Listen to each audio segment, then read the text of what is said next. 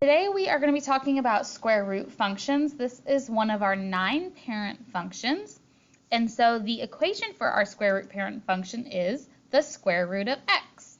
Now we can talk about transformations to this parent function where we might have a vertical or horizontal shift, a vertical or horizontal stretch, or a reflection across our x or y axis, and that would change the look, the format of our function. And so let's talk about first what our parent function looks like on the graph and how we can pick distinct points. So looking here, I've got, I believe it's an 8x8 graph. So when I'm looking for x values to input to my functions and get y values as an output that I want to graph, I need to think about what kind of inputs are going to be best for a square root function. And that's going to be perfect squares. I know I need to have positive numbers because I can't take the square root of a negative, and I want these positive numbers to be perfect squares so that I can get whole number outputs that are easier to graph.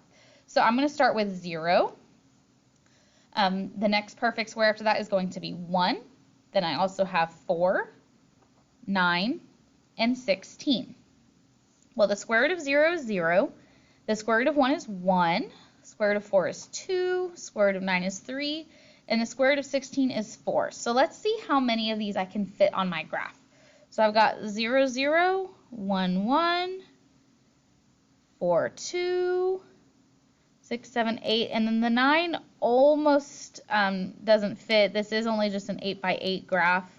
So I got 3, maybe 4 points on my graph depending on how large it is. So remember, those distinct points are the points that you're making in your table to plot and connect the dots to make your graph. So here's what my graph looks like, and it's going off to infinity. Let's analyze some of the key attributes of this function. The domain, my x values, is going to be all positive numbers, so from 0 to infinity. My range is also going to be all positive numbers, 0 to infinity. And then my x and y intercept are both at the origin, the point 0, 0. And so here is my parent function. Now let's look at how that might change depending on some different transformations. So looking here below, I'm applying some transformations to my parent function. So first I'm going to describe the transformations and graph the transformed function with at least 3 distinct points. So those distinct points we used at the beginning are going to be important here, and I'll show you that momentarily. So first let's look at A. I see 1, 2, 3 different transformations happening here, so I'm going to list them out. The first one is a horizontal shift to the left, 3. Then I have a vertical stretch by 2.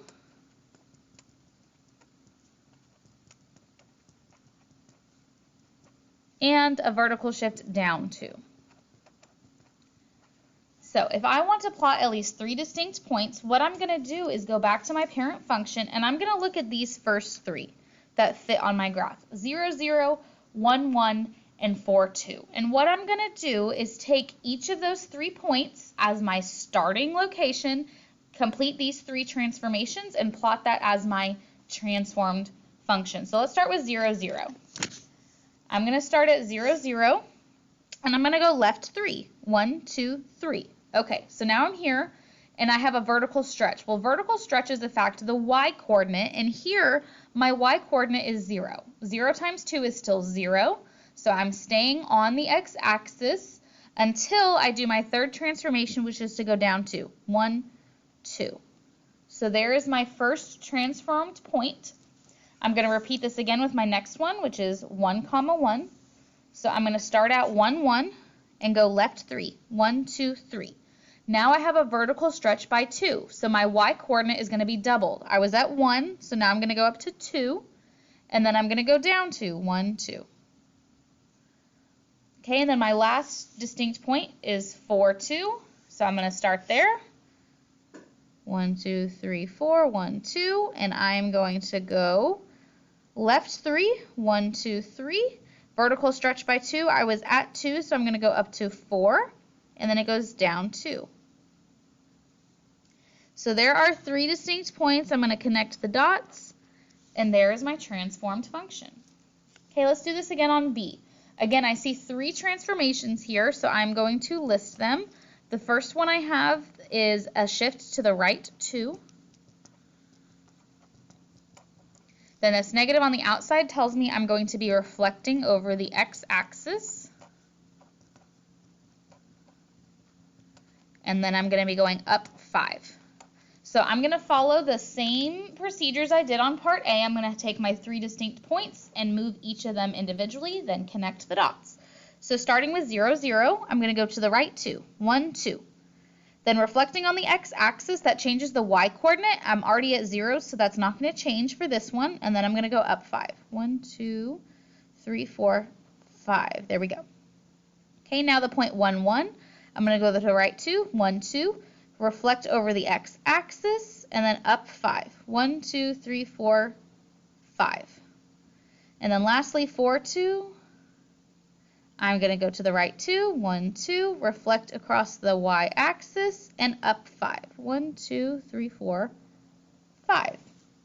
And then I'm going to connect the dots, and there's my transformed function.